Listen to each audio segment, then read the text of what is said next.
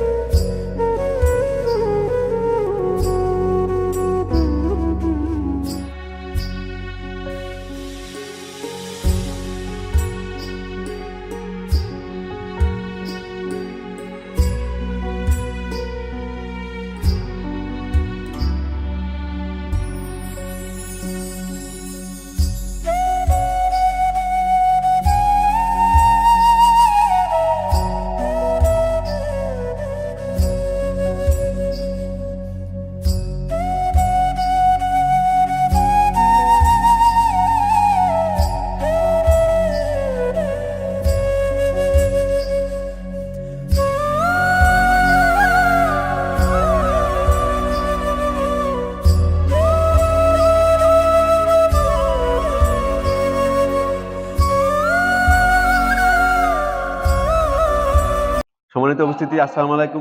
আপনি 10-10 পাইছেন কেন? এই কমিটি শিক্ষা মন্ডলী, আমার প্রিয় ছাত্র সবাইকে আন্তরিক শুভেচ্ছা জানাই। স্যার, আপনি একটু বাইরে গিয়ে আবার ঢুকেন, আমরা আপনাকে দাঁড়ায় সম্মান করি।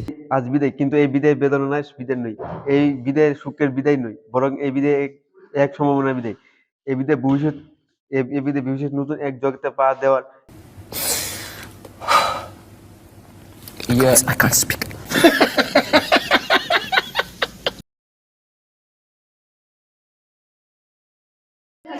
সাল বিদায় অনুষ্ঠানে বিশিষ্ট সভাপতি, শিক্ষক, গুরুজন, অভিভাবক ও স্নেহের ভাই বোনেরা, সকলের প্রতি রইল আমার আন্তরিক সালাম ও অভিবাদন।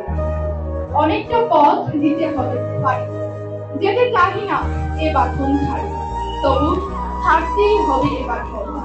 সম্মুখে দাঁড়িয়েছি নিয়ে দেখা দিতে এসেছি বিদায়ী ভাষণ। সময়ের এই চলমান গতিতে বসন্তের আগমনে যখন ফুলে ফুলে ভরে গেছে চারিপাশটা, পাখিদের কিচির মিচির গানে মুখরিত ভুবন, তখনই বেজে গেছে আমাদের বিদায়ের ঘণ্টাটাও।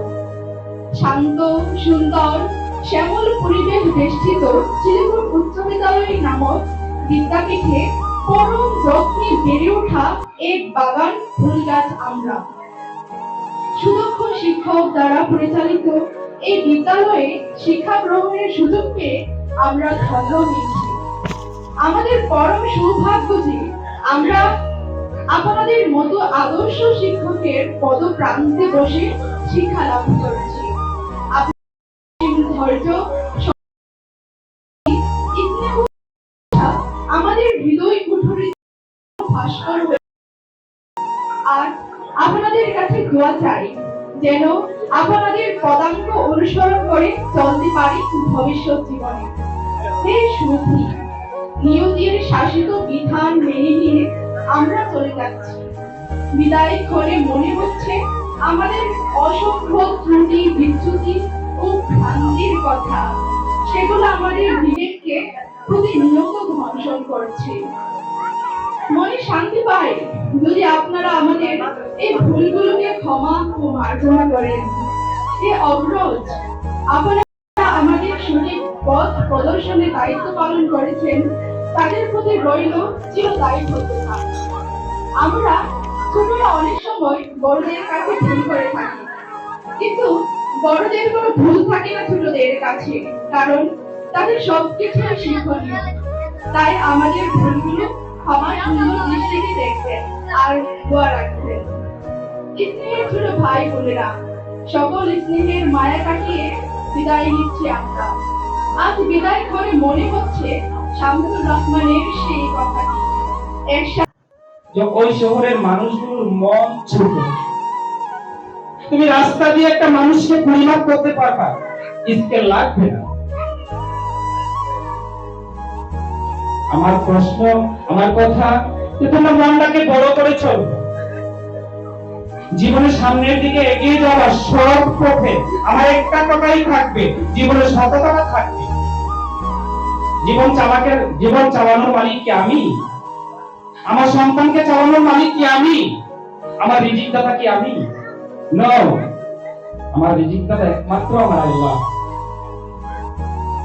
আমি একটা কথাই বলবো যে তোমরা সৎ পথে চলবে, এবং আরেকটা কথা তোমাদের কাছে আমি বিনীতভাবে বলবো, আমি শিক্ষক,